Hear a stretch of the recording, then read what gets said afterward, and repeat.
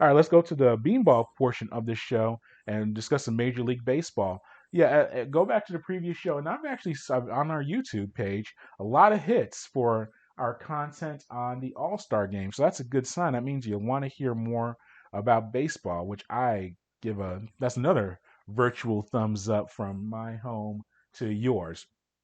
But I think the second half of the Major League season, you look at the playoff standings, I think you have some solid guarantees. We'll start with the American League. I think you're going to have the White Sox win the Central. They're already up 8 games over Cleveland in that division. They're going to win that. I think the Boston Tampa combination, they're going to fight for first place in that division. But I think the loser of that division will be a wild card team. I can pretty solidly say that. Same deal with Houston and Oakland. Houston is up 3.5 games on Oakland right now, but they're vying for first place in the division. Obviously, you get first place in the division, you are guaranteed to be in the playoffs. The wild card is where the fun really starts. So as I mentioned, I think Boston, Chicago, the White Sox, and Houston are currently in first place in their divisions, and they're going to hold on to those spots. And Tampa is, and then two teams make the wild. Two teams are in the wild card in each league. Tampa is up 2 games for that first wild card spot. So I said I think Boston and Tampa, they could flip flop that, but they'll be in the playoffs. The second wild card spot, Oakland, occupies that right now, and they have a 3.5 game lead over Seattle. And then you have Toronto, Cleveland, and Yankees all within 5 games of that second spot. I guess the only thing I can see happening right now is maybe Oakland fades a little bit. They finished the second half, the last 10 games of the season so far. They were 4-6. Maybe they can fade a little bit, and Seattle can or Toronto can find their way in there. But obviously, everyone's looking at the Yankees. That's the big story. 46-43.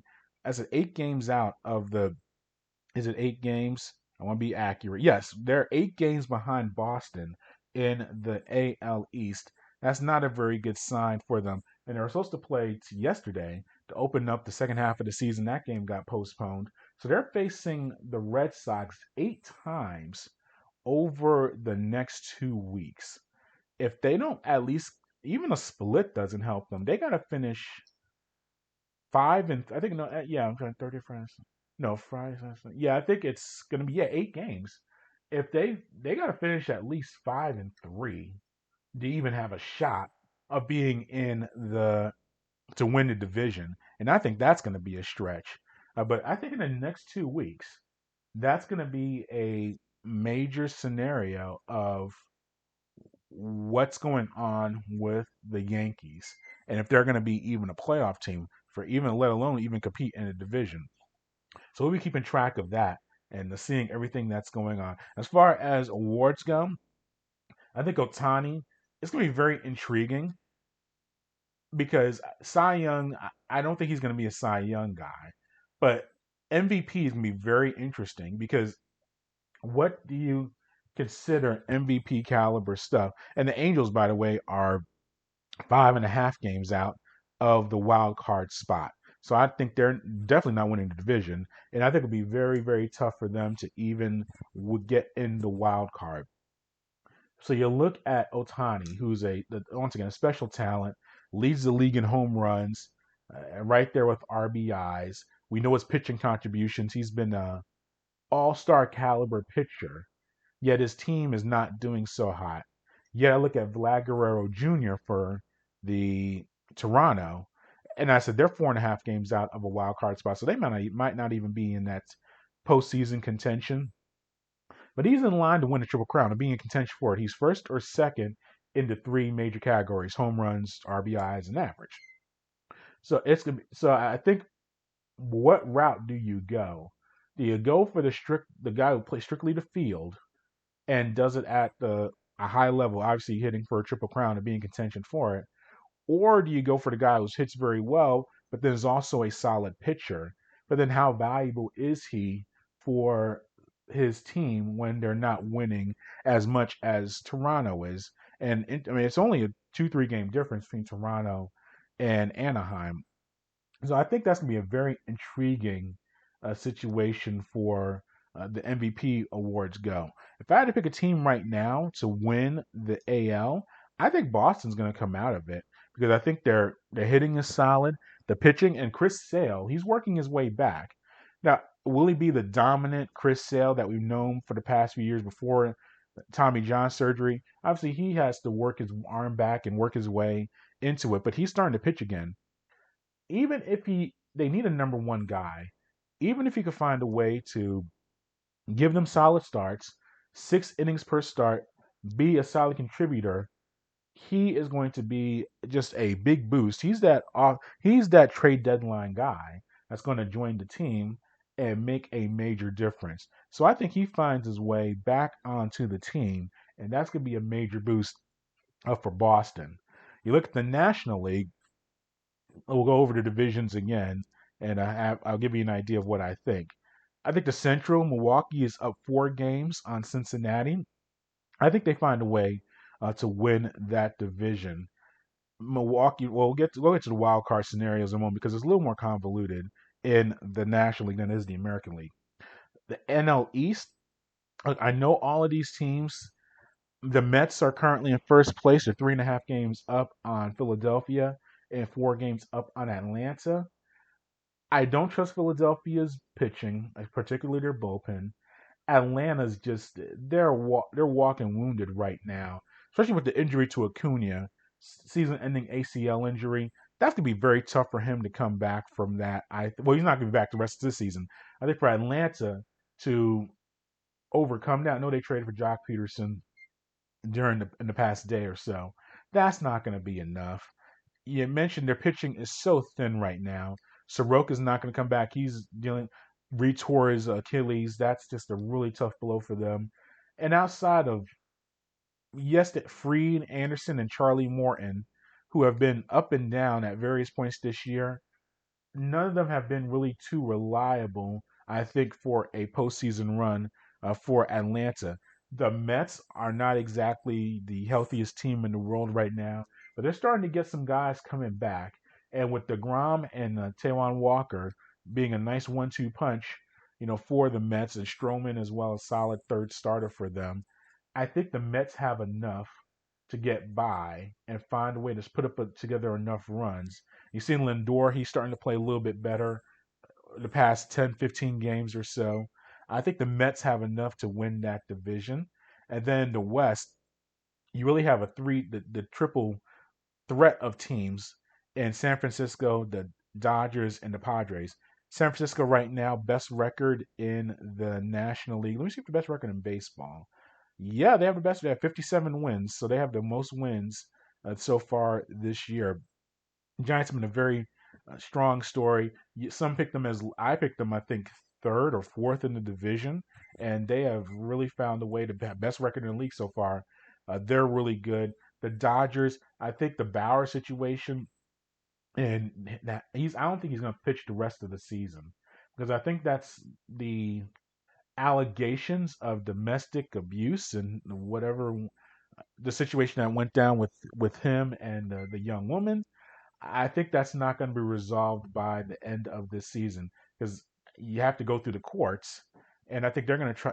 I think Major League Baseball is going to let that play out before they make their decision on Bauer. So he's on administrative leave for now, but that's on the field. And let's get back to on the field.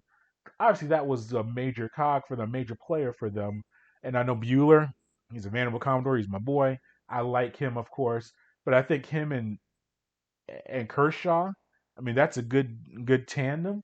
But Bauer was really the guy that you were gonna try to get in the second half and get him going and be your major pitcher for you.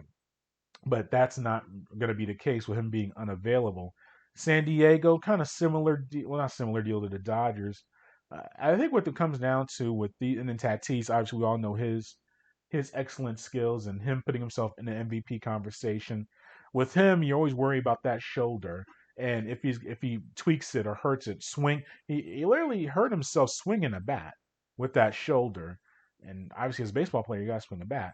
So if that happens, you know you're in trouble. But he's been good the past few weeks as far as being healthy. But you worry about him because if he's out, that really hurts their chances, as well. But let's get to the wild card and how that's looking. Let's see. And no, here we go. So yeah, right now your first place teams in in the leagues are actually I'm looking at it. You might have the playoffs might already be set in a way. Obviously, Milwaukee and the Mets and the Giants lead their divisions. The Dodgers have a 4-game lead in that first wild card spot, and then they're 4 games ahead of the Padres, who are in that second wild card spot. Beyond that, you have the Reds, who are 3.5 back, and then the Phillies are 6.5 back. You go down the line. This may be, unless I think these among 7 teams, you're going for 6 spots or five, no, about 7 teams for about 5 spots. Because I think that this is how I'll do it. I think you're only going to get one team out of the East. So if the Mets don't win the division, they're not going to be a playoff team. Like they're only win one team come out of the East. Similar deal, I think, out of the Central, as far as Milwaukee having that lead over the the Reds. I think only one team's going to get out of there. So you might have 3 teams out of the West making the playoffs as far as the Giants, Dodgers, and Padres. Now, what you can see happen is the those teams beat up on each other in this second half of the season. So maybe your Reds can find their way into that playoff spot. But I think it's gonna be pretty solid or pretty set with that. But we'll see what happens there. As far as awards go, DeGrom's going to probably win the Cy Young. Does he get MVP love? I don't know about that. I think if you have fielders that are playing really well, like a Tatis, Acuna would have been in that running. Unfortunately, he's hurt. But I think if Tatis plays the way that he has over the past during this year, and the Padres find their way into the playoffs, it's gonna be very tough for DeGrom to get an MVP award in that regard. Because as a pitcher, 2 things have to happen. One, I think you have to have like a record-setting transcendent season. Now DeGrom can get there if you look beyond the wins and losses, and I think you do that for the Cy Young. He's the best pitcher in the game, so that's not a problem. But you also have to have a lack of an everyday player emerge among the candidates.